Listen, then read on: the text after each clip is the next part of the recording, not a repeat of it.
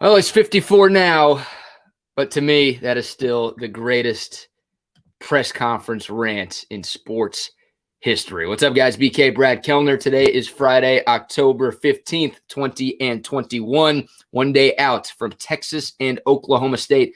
Mike Gundy, once again, bringing his Cowboys to Austin, Texas, an 11 a.m. kick tomorrow morning at DKR Texas Memorial Stadium. And crazy things have happened over the course of Mike Gundy's coaching career whenever his Cowboys take on the Texas Longhorns. Oklahoma State undefeated, coming in at number 12 in the country. They're also coming in off of a bye week. They're 2-0 in conference play, sitting atop the league with Oklahoma at the moment. Texas, a 4-point favorite for tomorrow's matchup. Yesterday at this time, Texas was a 5-point favorite. I think earlier in the week, the Longhorns were favored by as many as 5.5. The money coming in on the Pokes. Texas at the moment, at time of recording, it is 11 a.m. on the dot on Friday, October 15th. The Longhorns currently a 4-point favorite. Texas has won 2 in a row against Oklahoma State. Before that, the Pokes had won 4 in a row against the Longhorns. And Oklahoma State has won 5 of the last 6 matchups in Austin between these two teams. Texas won the most recent matchup at DKR back in 2019, which means, well, the 5 previous times Oklahoma State got the better of UT in Austin. Obviously, the first matchup for Steve Sarkisian against Mike Gundy and Oklahoma State. So in today's video, we'll preview the matchup, key matchups, what Texas needs to do to bounce back and get a victory over a solid Oklahoma State team. This is a different Oklahoma State team than what you are used to. The strength of this Cowboy squad is its defense, and their identity on offense is its rushing attack. When you think Mike Gundy and you think Oklahoma State over the years, you think up-tempo, you think air raid principles, you think 40-plus points per game, you think great quarterbacks, you think stud wide receivers. You just don't really have that with Oklahoma State in 2021. This defense is one of the best in the Big 12. They're top 20 nationally in total defense and a number of other statistical categories. And Oklahoma State is starting to run the football a lot more than they have in years past. They've got a stud running back, a guy by the name of Jalen Warren, who had to wait his turn. He's a senior, was behind Chuba Hubbard the last couple of years in Stillwater. He's got his opportunity in recent weeks. How about this? 95 carries in the last 3 games for Jalen Warren. Don't tell Gary Patterson that. He might freak out. Jalen Warren has been the bell cow of that Oklahoma State backfield in recent weeks, and he's been pretty damn good too. So now your older brother's Oklahoma State football team coming to town, but it's working. And Steve Sarkisian talked about it in his game week press conference on Monday. He said Mike Gundy is kind of reinventing the Cowboys, and that's right. This is a different Oklahoma State team than what we are accustomed to seeing, but obviously things are working pretty well for the Pokes. They are 5-0. They are ranked in the top 12 in the country. We'll see how Texas bounces back, right? After Texas's first loss to Arkansas, they bounced back pretty well. They won 3 in a row, a 58-0 win over Rice, a 70-piece against Texas Tech, and then a hard-fought win in Fort Worth. Of course, all of that came before last week against Oklahoma. Well, now we'll see how the Longhorns deal with more adversity.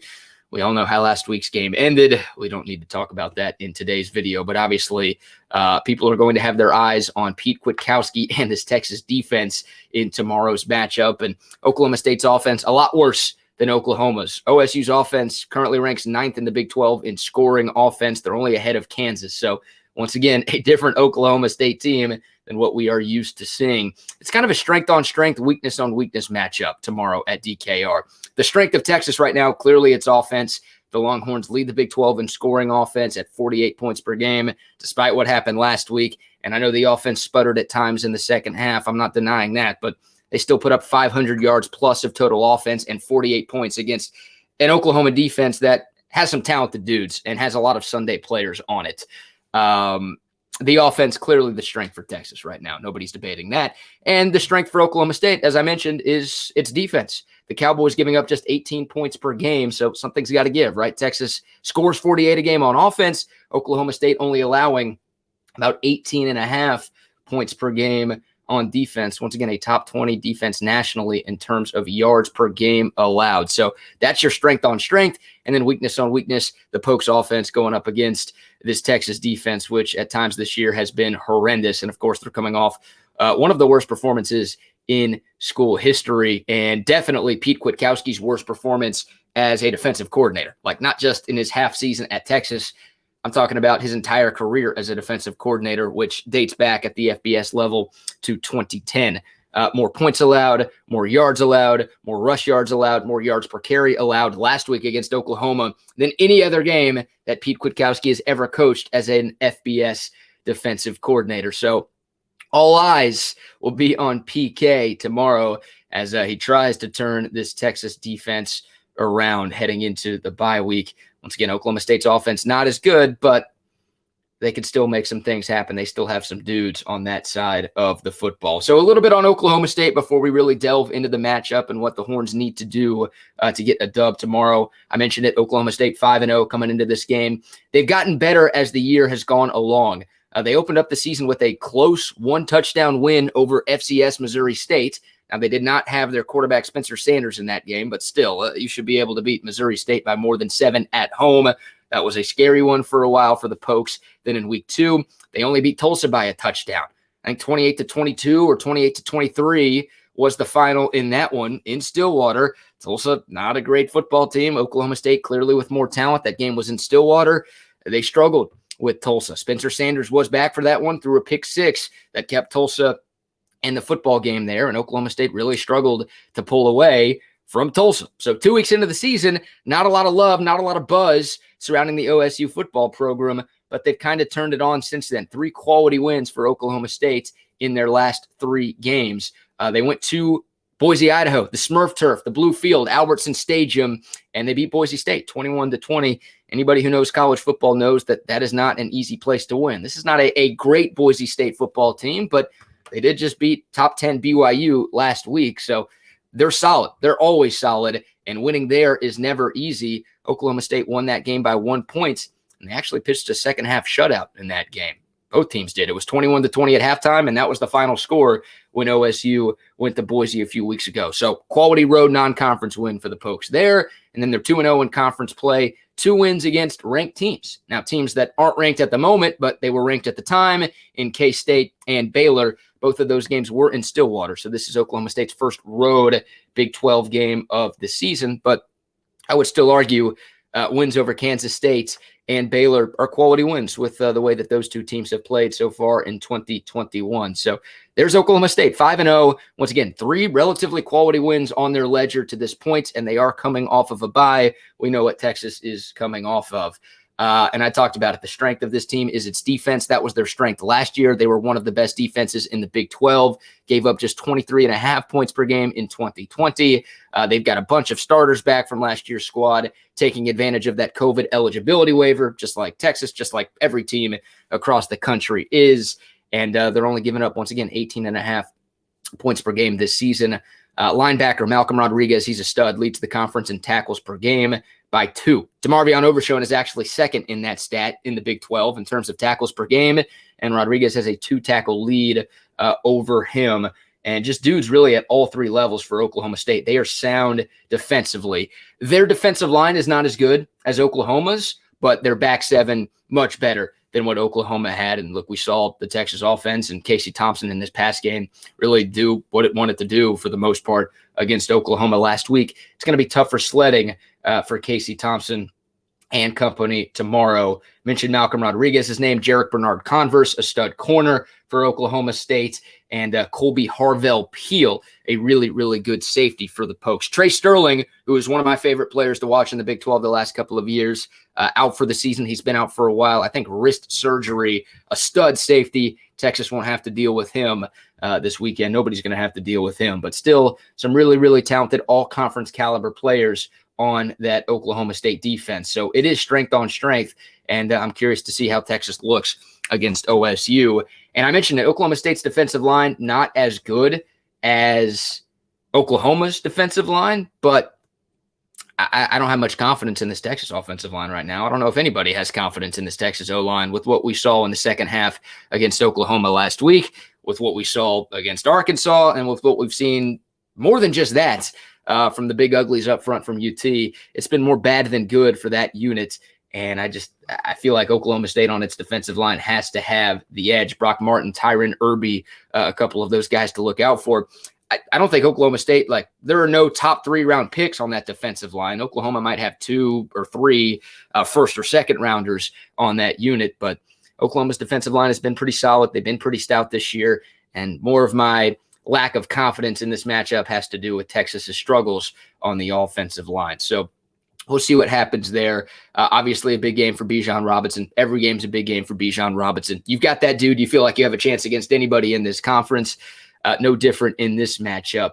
Bijan did start his first ever college game against Oklahoma State last year in Stillwater, and he did not play well. 13 carries for 59 yards. Now, the Texas offense did not play well at all. Texas won that game 40-34 in overtime. It was a thriller.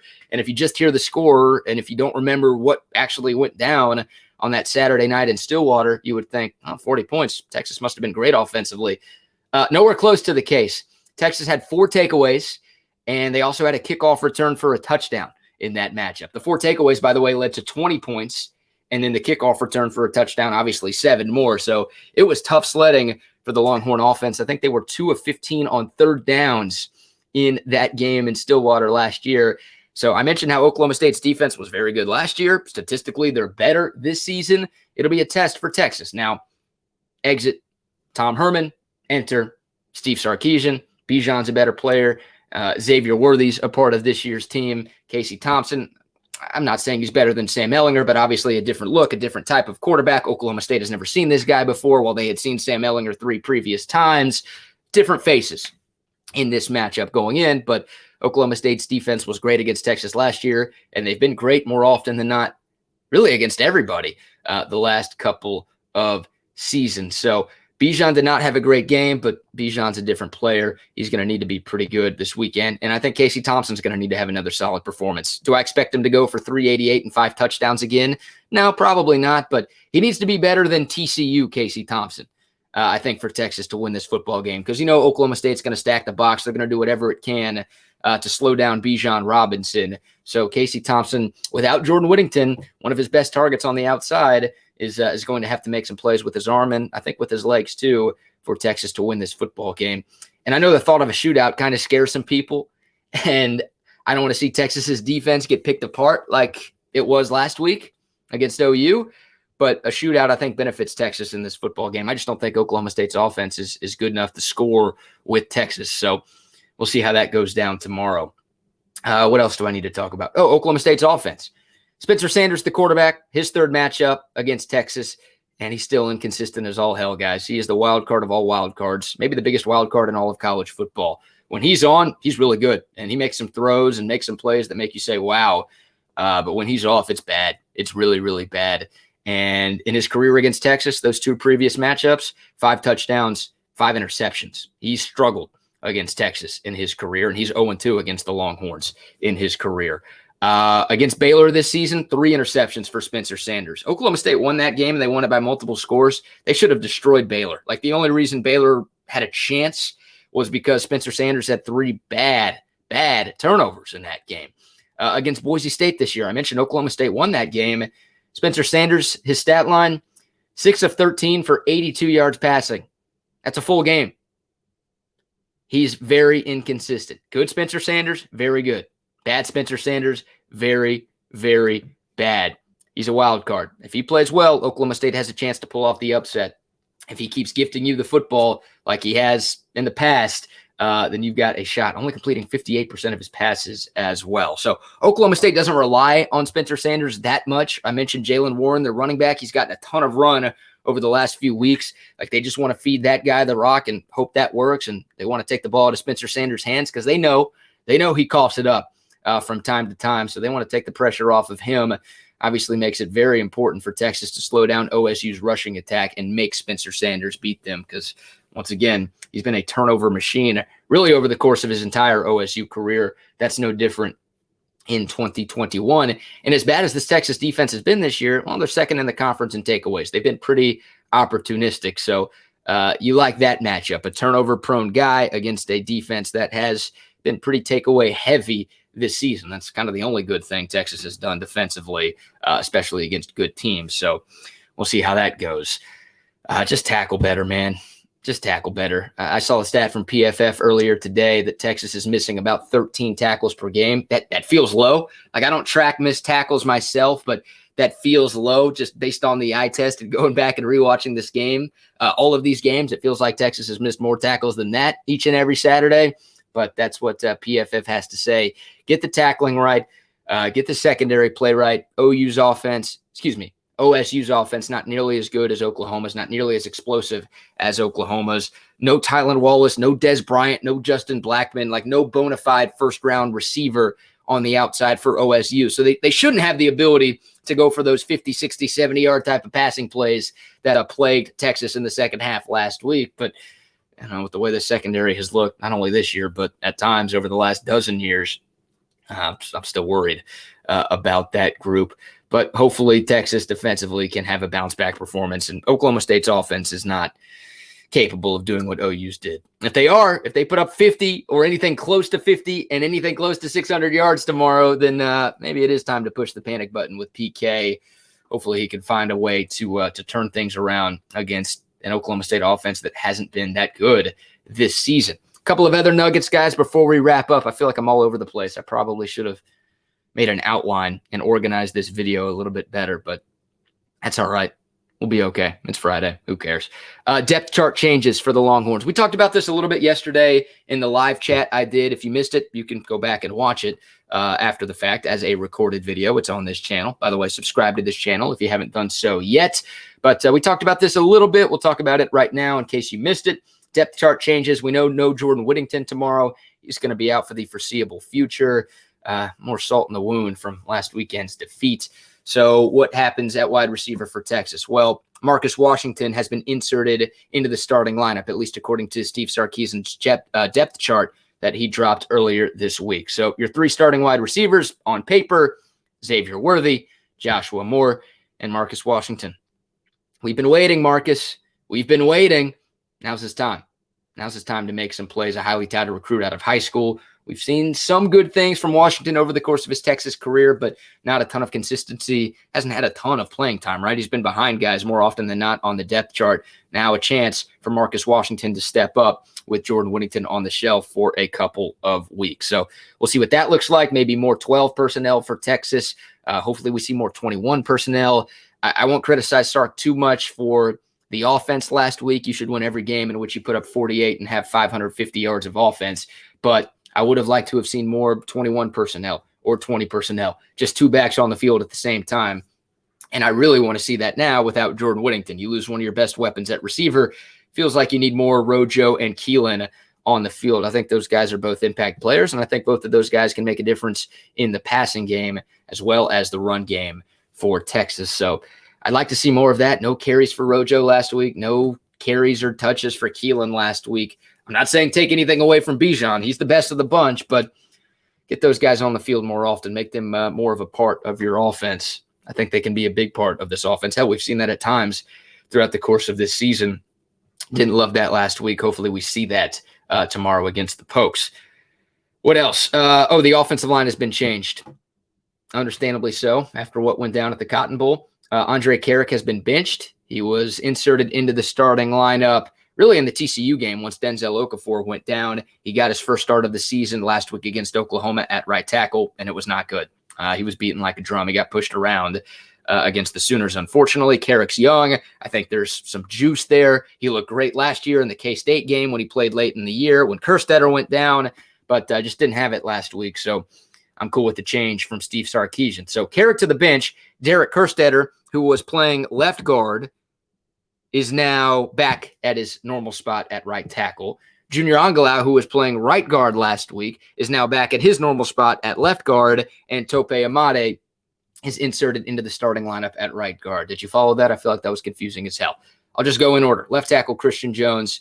Left guard, Junior Angalau. Center, Jake Majors. Right guard, Tope Amade. There's your new starter there. And then right tackle, Derek Kerstetter back to his normal spot. So I'd like to think it can't get any worse than it was in the second half last weekend. I feel like I'll knock on wood just in case. But hopefully Kerstetter being back at his normal spot helps. Angalau being back at his normal spot helps. I don't know if Tope Amade's that good. He's been here forever. He's a guy that has kind of shifted back and forth between O-line and D-line. That makes me a little nervous. You don't do that if you're really good at your original position. So I don't know how good Tope Amade is going to be. I honestly think more of the decision has to do with getting Kerstetter back home and Angalau back home. Maybe you sacrifice right guard, but making sure your right tackle spot is held down by Kerstetter, who's been good there over the course of his career. And once again, getting Junior Angalau back to a spot where he is comfortable. So we'll see how it works. OSU's D-line not as good as Oklahoma's, but they're still solid. It's still a really, really good defense. So it'll be a test for Kyle Flood and this Texas offensive line. And then the other depth chart change to get to, Alfred Collins is moving from D tackle to D end, sort of that jack end position in PK's defense. That's because Jacoby Jones is out for a while. He also suffered an injury in the Oklahoma game, so he'll be on the shelf for a little bit. Alfred Collins had a great game against the Sooners, 3 tackles, 1 sack, also another quarterback hurry. The guy's a stud. I want him on the field. You want him on the field. Everybody wants him on the field. Now he will be on the field more on the outside instead of as a defensive tackle. You've got more depth on the interior of the D-line with Coburn, with Sweat, with Ojimo. So you've got an opportunity there to get Collins some more playing time on the outside. Now, unfortunately, the D-line hasn't been that good, and they got pushed around in a big way by Oklahoma's offensive line, which was terrible going into the game last week. I said I wouldn't talk about the game last week, and here I am talking about the game last week a ton. I'm sorry, guys. Sorry for taking that negative trip down memory lane.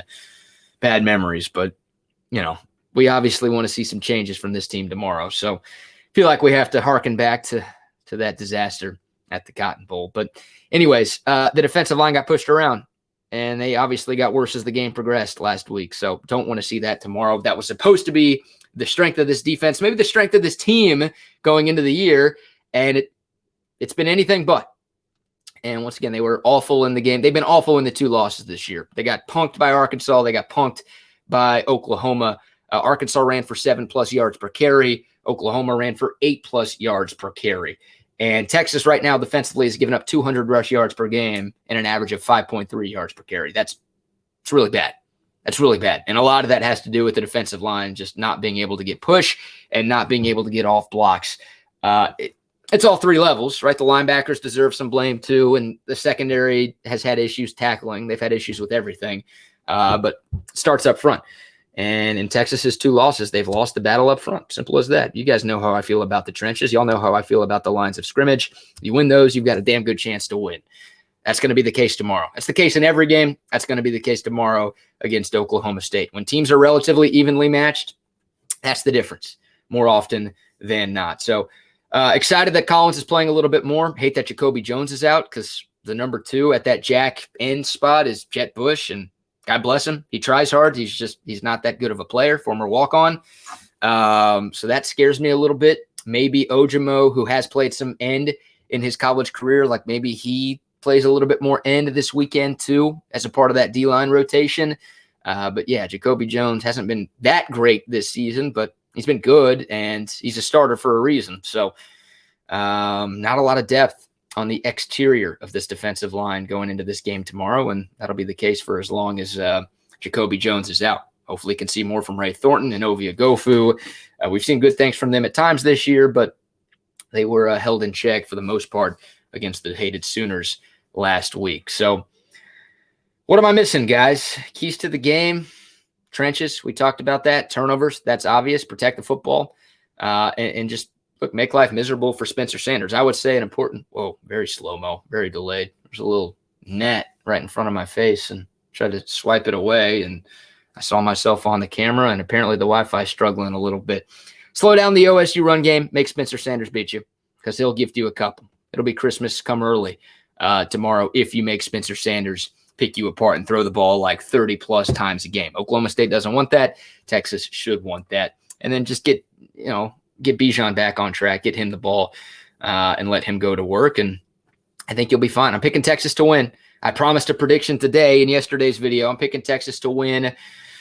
I think on the 1-0 podcast that I do with Joe Cook of Inside Texas, I had 34-27.